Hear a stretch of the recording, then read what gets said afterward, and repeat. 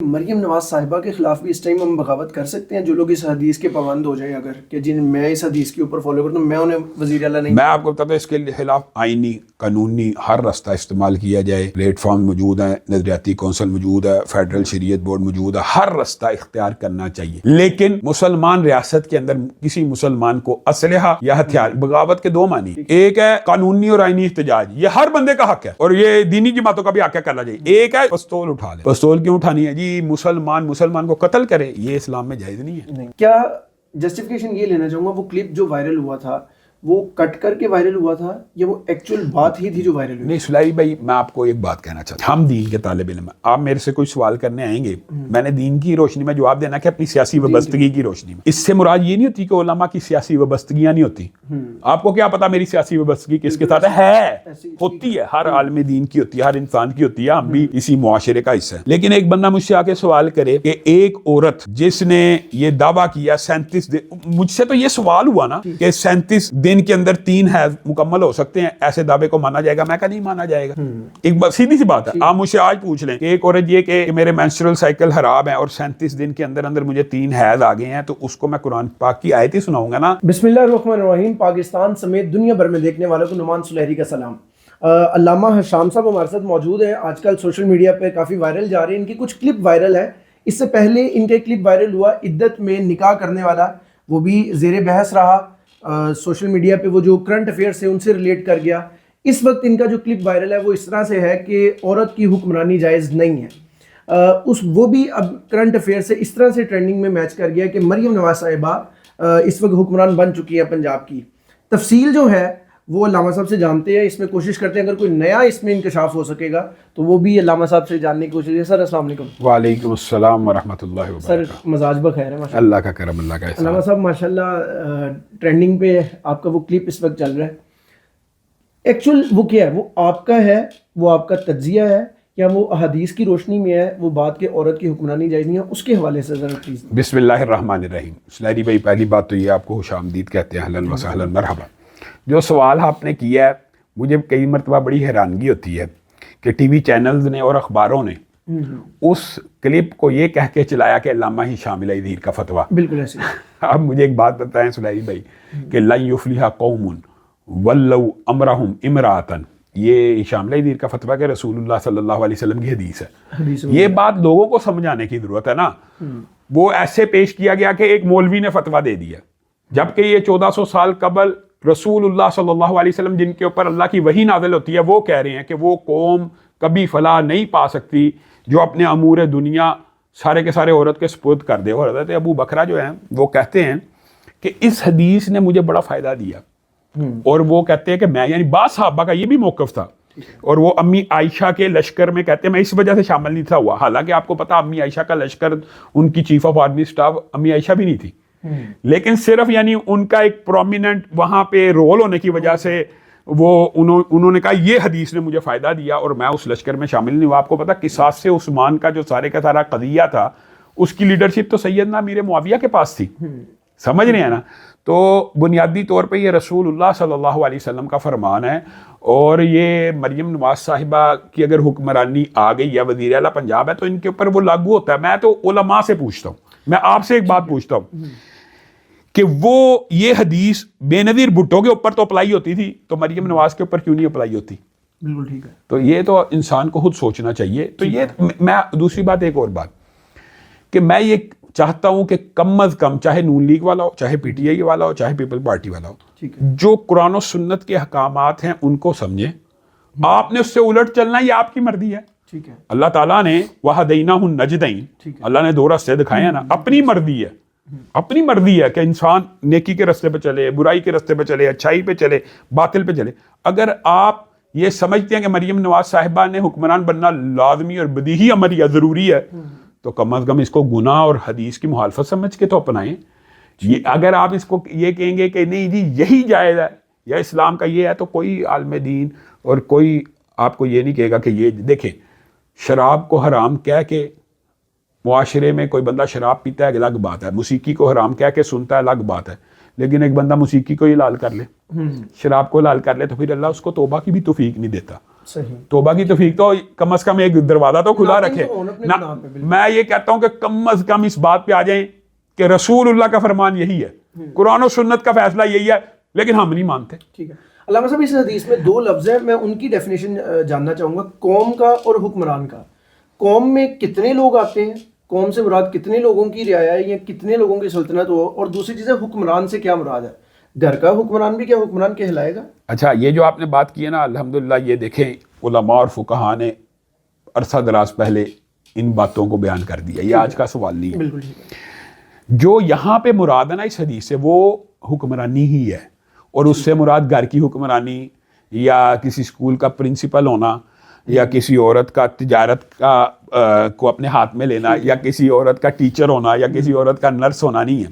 میں آپ کو مختصر بات بتاتا ہوں, یہ حدیث رسول اللہ صلی اللہ علیہ وسلم نے کب کہی.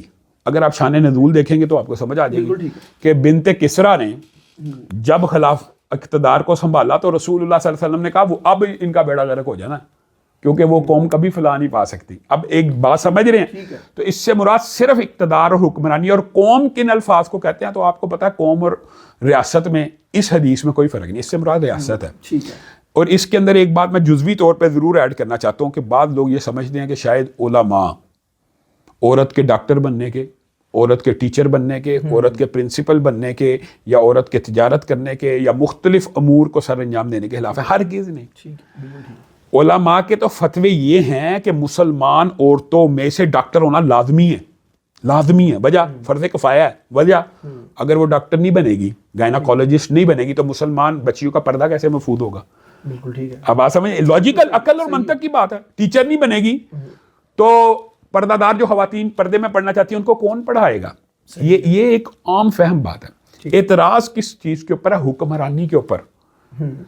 یہاں سے یہ کوئی نہیں نکلتا کہ پرنسپل اگر عورت بن جاتی ہے, اگر یونیورسٹی کی ٹیچر بن جاتی ہے تو وہ پھر وزیر اعظم بھی مان سکتے. نہیں, دونوں چیزوں میں زمین آسمان کا فرق ہے. جو چیز جس جگہ پہ اس کو اپنی جگہ پہ رکھیں اور اس کو رسول اللہ کے فرمان کے مطابق سمجھیں, اس کا شان نزول سمجھیں, تو بات بڑی آسان ہے. یہاں سے 100% مراد صرف اور صرف آپ یہ سمجھ لیں کہ اگر اس حدیث کی ڈیفینیشن, چونکہ آپ نے سوال کیا اس لیے میں فقہی بحث کھول رہا ہوں, فقہ کی پوری بحث اس میں موجود ہے. بنیادی طور پہ 3 بنیادی عہدے ہیں جو اس حدیث سے ممانعت ثابت ہوتی ہے. ایک چیف آف آرمی اسٹاف, ٹھیک ہے, یہ بات ذہن میں رکھیں, ایک چیف جسٹس, ٹھیک ہے, اور ایک ایگزیکٹو عہدہ یعنی وزیر اعظم ہو, صدر ہو, وزیر اعلیٰ ہو, بس. ٹھیک ہے, یہ بنیادی بات ہے. بالکل ٹھیک. اچھا, ریاست کی جو آپ نے بات کی ہے, میں اس میں مزید سمجھنا چاہوں گا. ریاست کا جو حکمران ہے وہ تو وزیر اعظم ہوتا ہے, تو اس میں وزیر اعلیٰ کو کہیں نہ کہیں کوئی گنجائش ملتی ہے؟ دیکھیں نا, بات یہ ہے کہ آپ نے یہ سوال ہونے چاہیے تاکہ لوگوں کو اویئرنیس ہے. جو ایگزیکٹو چیز ہوتی ہے نا, ایک صوبے کی جو ایگزیکٹو اتھارٹی ہے وہ کون ہے؟ وزیر اعظم. تو پھر وہ اس میں شامل ہے. ٹھیک ہے, مختصر بات. اس طرح ایک ملک کی ایگزیکٹو باڈی کے اندر وزیر اعظم اور صدر شامل ہیں. اگر آپ کہیں نہیں جی صدر کی اب وہ اتھارٹی نہیں رہی یا صدر نہیں, تو یہ بات بھی غلط ہے. صدر, وزیر اعظم, وزیر اعلیٰ, چیف جسٹس اور چیف آف آرمی اسٹاف, یہ اتھارٹیٹیو جتنی بھی جن کے پاس اتھارٹی ہے, یہ باڈیز کوئی ڈھکی چھپی نہیں ہے. یہ سیدھی بات ہے, آپ بات سمجھ رہے ہیں. یعنی یہ کوئی مبہم یا ایسی راکٹ سائنس کی بات نہیں ہے, یہ ایگزیکٹو باڈیز ہیں, ان کے اوپر نہیں وہ آ سکتی. باقی ہر فیلڈ میں جو کام کرنا چاہتی ہے کر لیں. بالکل ٹھیک ہے. اب حدیث پاک ہے کہ عورت جہاں کی حکمران عورت ہوگی وہ فلاں نہیں پائے گی. اس حدیث کو جو نہیں مانتا, ہاں ظاہر ہے, اس پر کیا فتویٰ لگے؟ جو حدیث کا, اچھا ایک بات بھی ہوتا ہے, ایک ہوتا ہے عقیدہ.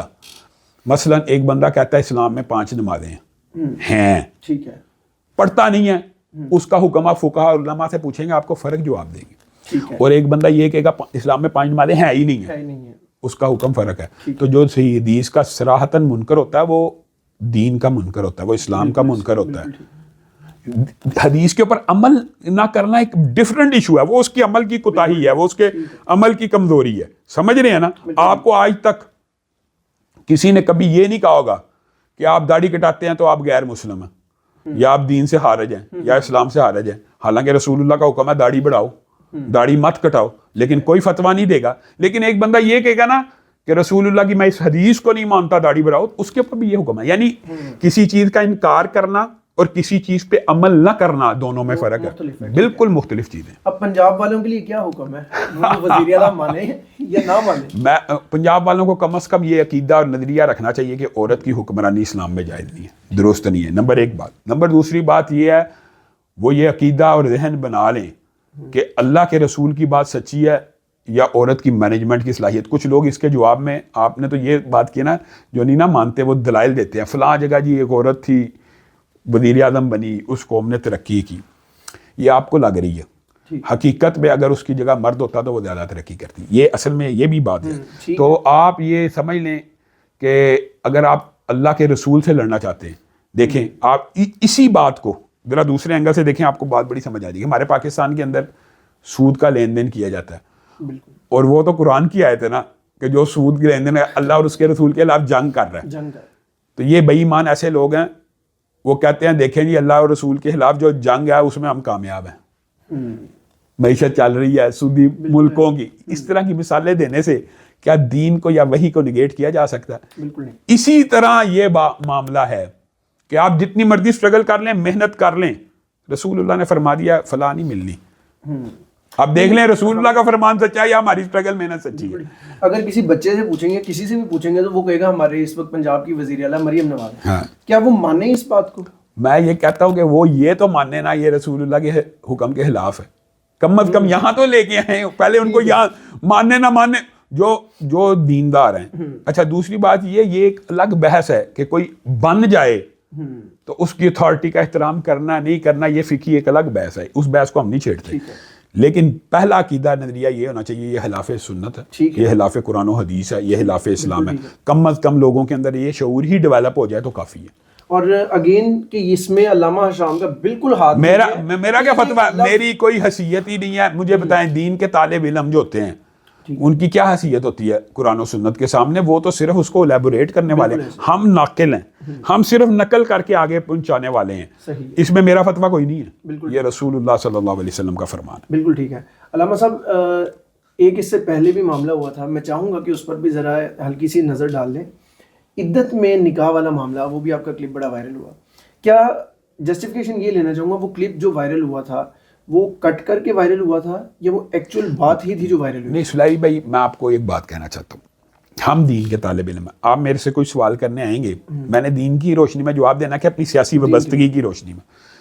اس سے مراد یہ نہیں ہوتی کہ علماء کی سیاسی وابستگیاں نہیں ہوتی. آپ کو کیا پتا میری سیاسی وابستگی کس کے ساتھ ہے؟ ہوتی ہے، ہر عالم دین کی ہوتی ہے، ہر انسان کی ہوتی ہے، ہم بھی اسی معاشرے کا حصہ ہیں. لیکن ایک بندہ مجھ سے آ کے سوال کرے کہ ایک عورت جس نے یہ دعویٰ کیا 37 دن، مجھ سے تو یہ سوال ہوا نا کہ 37 دن کے اندر 3 حیض مکمل ہو سکتے ہیں، ایسے دعوے کو مانا جائے گا؟ میں کہا نہیں مانا جائے گا. ایک سیدھی سی بات ہے. آپ مجھ سے آج پوچھ لیں کہ ایک عورت یہ کہ میرے مینسٹرل سائیکل خراب ہیں اور 37 دن کے اندر اندر مجھے 3 حیض آ گئے ہیں، تو اس کو میں قرآن پاک کی آیت ہی سناؤں گا نا کہ اللہ رب العزت نے کہا جو عورتیں جن کے حیض بند ہو جائیں یا جن کے آئے نہ ہوں، یعنی اس سے مراد یہ ہے کہ جن کے مینسٹرل سائیکل ڈسٹرب ہوں ان کی عدت 90 دن ہے. قرآن کا حکم ہے، یہ بھی مولوی کا فتویٰ نہیں ہے. میں نے تو قرآن سے بتانا ہے.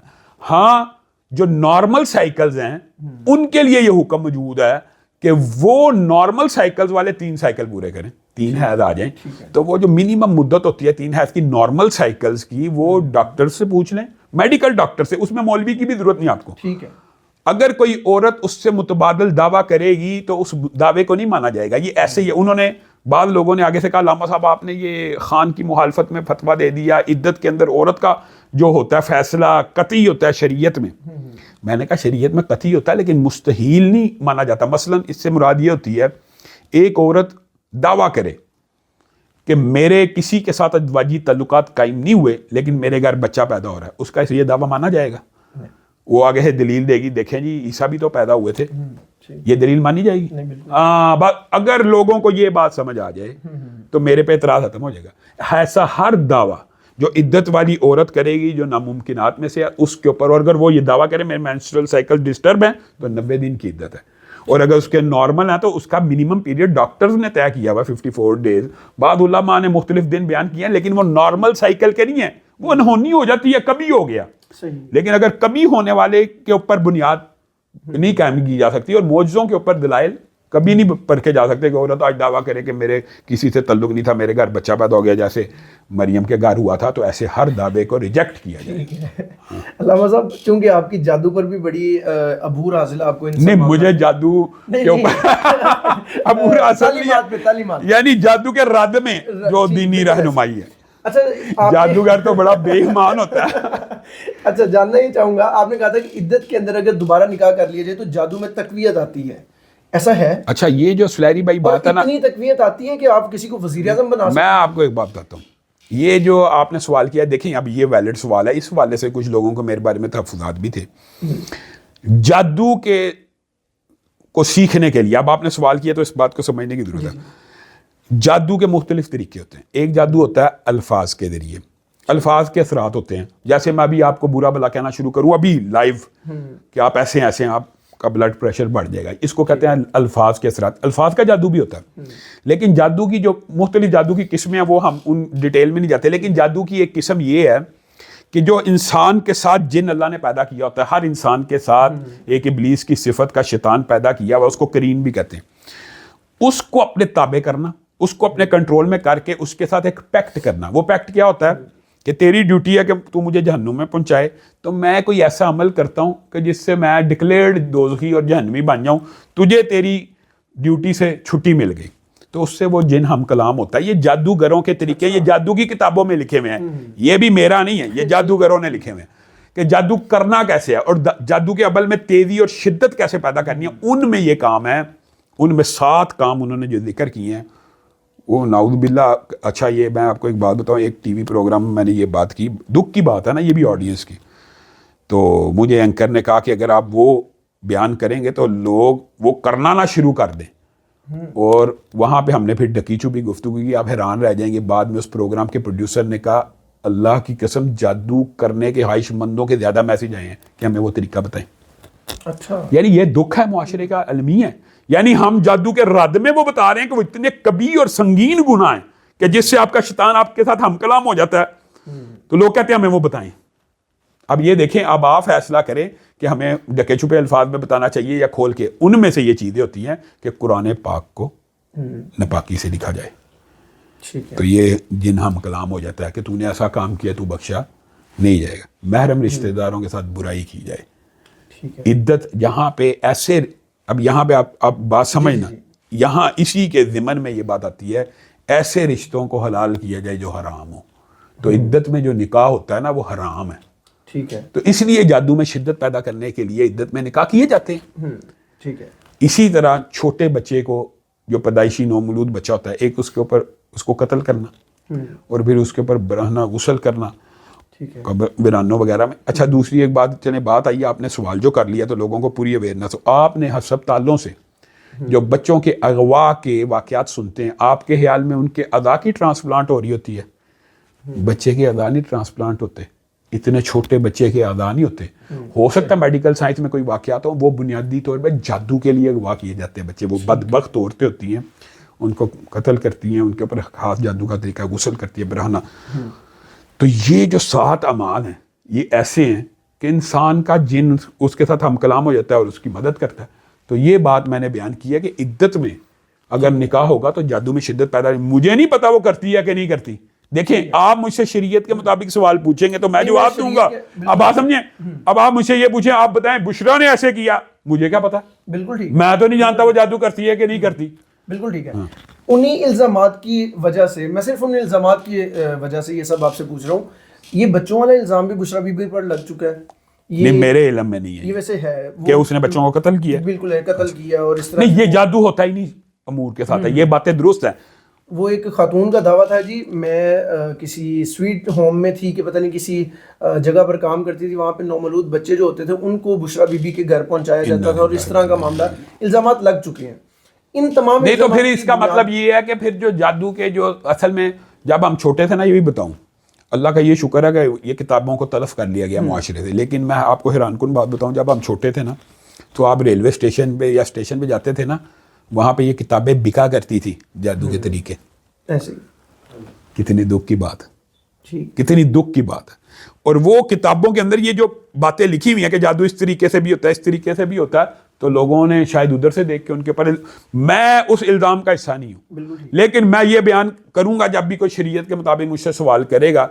اچھا پھر لوگ کہتے ہیں علامہ صاحب آپ نے اس کے بارے میں کمنٹ نہیں کیا. اور بھائی آپ مجھ سے سوال کرو، اس کے بارے میں بھی کمنٹ کر دیں گے. کوئی سوال کرو گے تو کمنٹ کریں گے. سوال اس طرح سے آپ کی عرض میں، آپ کی خدمت میں عرض ہے، کیا جادو اتنا طاقتور ہوتا ہے کہ کسی کو وزیر اعظم بنا سکے؟ جادو اتنا طاقتور ہوتا ہے کہ کسی کی عقل کو کنٹرول کر لیتا ہے، کسی کو چھو کے خبتی بنا دیا جاتا ہے، کسی کو کچھ باتیں بلا دی جاتی ہیں، کسی کا مائنڈ کنٹرول کیا جا سکتا ہے.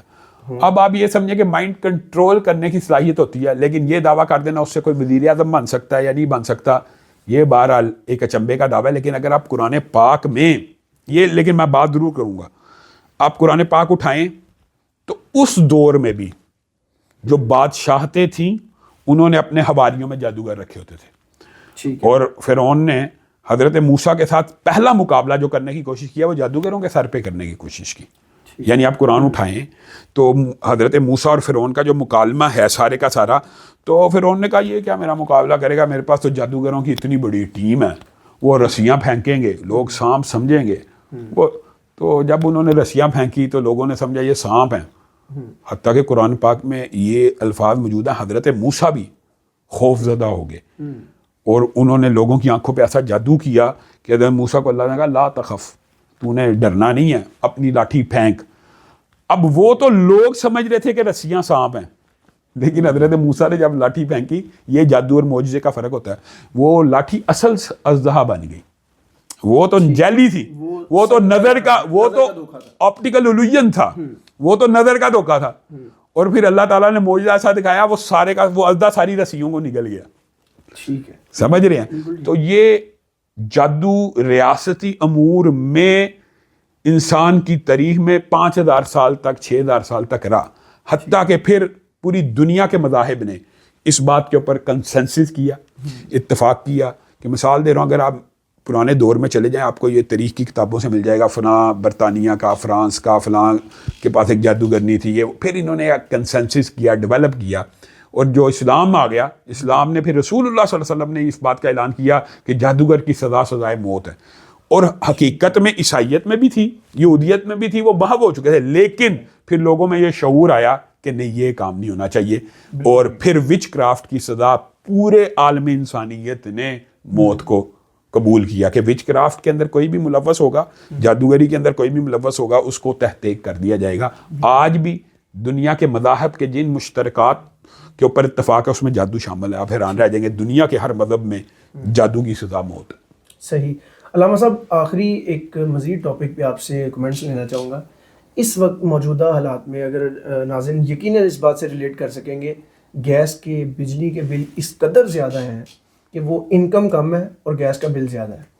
شریعت حکم دیتی ہے یا شریعت اتنی ریلیکسیشن دیتی ہے کہ آپ ریاست کے اگینسٹ جا کے وہ بل جمع نہ کروائیں؟ میں آپ کو سلائری بھائی آپ نے جو بات کی میرے ذہن میں ایک پروگرام آ گیا. میں کسی اینکر کا پروگرام دیکھ رہا تھا، اسکرول کرتے ہوئے موبائل پہ آیا، لوگوں نے عجیب کمنٹ کیے. یہ جو گیس کے بل آئے نا، لوگوں نے کہا ایسے لگتا ہے پورے محلے کا پائپ ہمارے گھر میں، یعنی اس طرح کے کمنٹ کیے ہوئے ہیں. کچھ لوگوں نے تندیہ کمنٹ کیے ہوئے ہیں کہ جس گھر میں 2000 بل آتا ہے 50,000 روپیہ بل آ گیا، کیا پورے محلے کا تندور ہم نے کھول لیا. اس طرح کے لوگوں نے مذہب کا حیض بھی، یعنی طنز اور سٹائر بھی تھا. لیکن یہ بات ہے بنیادی طور پہ ریاست کو یہ سوچنا چاہیے کہ ریاست اسلامی معیشت کے اصولوں کو سمجھتی ہے یا نہیں. یہ ایک خیر تفصیلی ٹاپک ہے، کبھی موقع ملا اس کے اوپر گفتگو ہو سکتی ہے. اسلامی معیشت میں ریاست کو اپنی عوام سے یہ جو نیسیسٹیز آف لائف ہیں ان پہ کمانے کا حق نہیں ہے اسلامی نظام میں. ٹھیک ہے. یعنی ہم چھوٹے سے جلے، اس دور میں بھی بجلی پانی گیس کے اوپر سبسیڈائز کیا جاتا تھا. آج جتنے کی پڑتی ہے اس سے 500 گنا مہنگی بیچی جا رہی ہے، اور کم از کم پڑتے میں ہی دے دو، اپنی عوام سے تو نہ کماؤ. تو حکومتوں ریاستوں میں، اسلامی نظام حکومت میں ریاست عوام سے کماتی نہیں ہے، ریاست عوام کے ذریعے کماتی ہے. یہ دونوں نظاموں میں فرق ہے. لیکن جہاں تک یہ کہنا کہ آپ ریاست سے بغاوت کر دیں یا بل نہ دیں، تو اس چیز کو میں درست نہیں سمجھتا. ریاست نے اگر بل بھیجا ہے، آپ احتجاج کریں، قانونی حق ہے آپ کا کہ آپ ان بلوں کے خلاف، اور اگر آپ کے میٹر کے اندر کوئی ٹیمپرنگ ہوئی ہے یا اوور ریڈنگ ہوئی ہے، ہر چیز، لیکن ریاست نے اگر آپ کو بل بھیجا تو آپ اس قانون اور آئین کے پابند ہیں. اور آپ کو ان کے واجبات ادا یعنی کرنے اس کی چاہیے. ذمہ دار ریاست ہے, آپ کو پے کرنا ہے. ہمیں پے کرنا چاہیے ٹھیک ہے. ریاست کو, لیکن اس بارے میں سوچنا چاہیے کہ اسلامی نظام حکومت ہے, اسلامی جمہوریہ وطن ہے, ہم نے اپنے وطن کی اپنے لوگوں سے کمائی نہیں لینی بلکہ اپنے. میں آپ کو ایک بات بتاؤں, آپ نے سوال کاری لیا تو میں ایک صرف اینگل بتانا چاہتا ہوں. اگر پاکستان کی حکومت پاکستان کی عوام کو پڑتے میں بجلی, پڑتے میں پانی, پڑتے میں گیس دے دے تو میں قسم کھا کے کہتا ہوں پاکستان کی معیشت درست ہو جائے گی, آپ کی انڈسٹری چل جائے گی, اور آپ کی عوام آپ کو اتنا زر مبادلہ کما کے دے گی کہ آپ سوچ نہیں سکتے. آپ نے چائنا ماڈل نہیں پڑھا, وہ بجلی میں سبسڈائز کرتے ہیں تاکہ ہماری پروڈکشن بڑھے. وہ جتنا بل انہوں نے چارج کرنا تھا ان کی پروڈکشن سے اس کے 1000 گنا زیادہ زر مبادلہ آ رہا ہے. صحیح. آپ کا کیا حال ہے, پاکستان کی انڈسٹری کیوں بند ہے؟